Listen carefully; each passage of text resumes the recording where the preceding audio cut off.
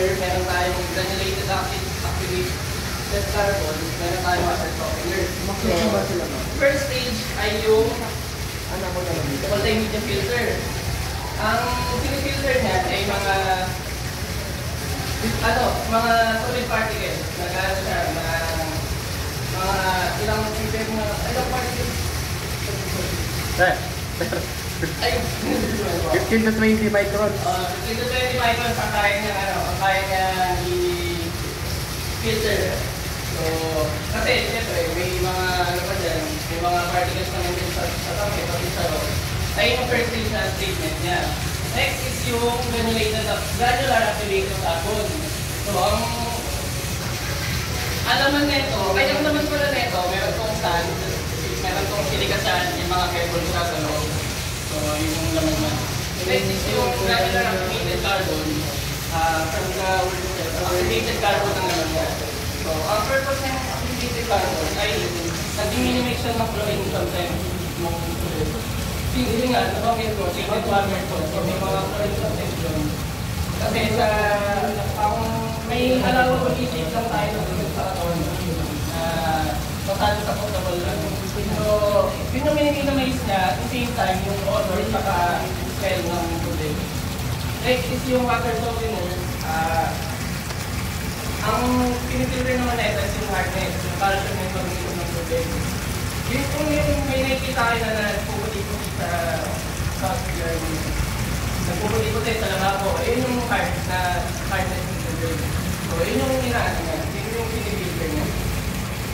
After yan, ito brine tank, ito brine tank, ginagamit ko sa regeneration process ng water softener.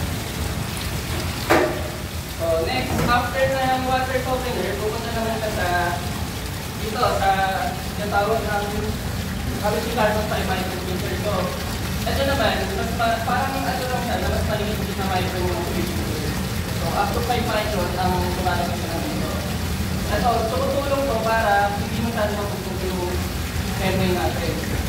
And yun nga, after nito, higupin na siya papunta sa high pressure pump. Kasi kailangan may itong membrane natin, meron po produce ng purified water. May certain pressure siya na nire-require para ma-filter niyo ng ayos na maging purified water. So, meron sa high pressure, yun yung sa high pressure pump. So,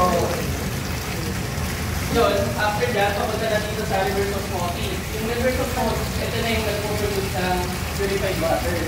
Ang malalaman mo ng water yung purified, pag yung TBS niya, na may TBS monitor tayo, ay less than 10. 1 to 10 is purified water. Above that, either mineral or alkaline, kaya na lang sa dito. So, yun, ang product nito, meron siyang permane pati concentrate. Ang permane, yun yung product water na purified na. Ang concentrate, legit water siya na detect siya kasi detect talaga ang reverse osmosis. So, legit water siya na mataas yung mga kumbaga yung mga na-filter doon na pupunta na particles. Kaya masarap yung mga answers niya, silica, TBS, yung mga tasa niya. After that, product na ito, purified na. So, punta na siya dito sa product tank. Lahat nung, diretso na yan sa product tank. Ito, permit water tank. Permit product.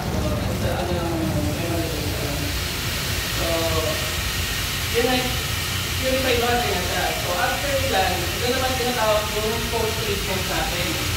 Yung post-treatment, yun yung pang-enhance ng tubig. Lasa, yung motor, pati yun, basically yun, pang-enhance na siya ng tubig. So, ang mga post-treatment natin, itong mga to, yan sila. After dyan, merong product pump na naman na mag-iigop dyan, papunta dito sa ating post. Explain mo muna. So, ito muna. yan, dito yung unang pasok. Post-polishing carbon. Ito, ang dalawang, parehas lang naman to. Itong dalawang to, ito yung nag-enhance ng, ng odor pati smell ng tubig.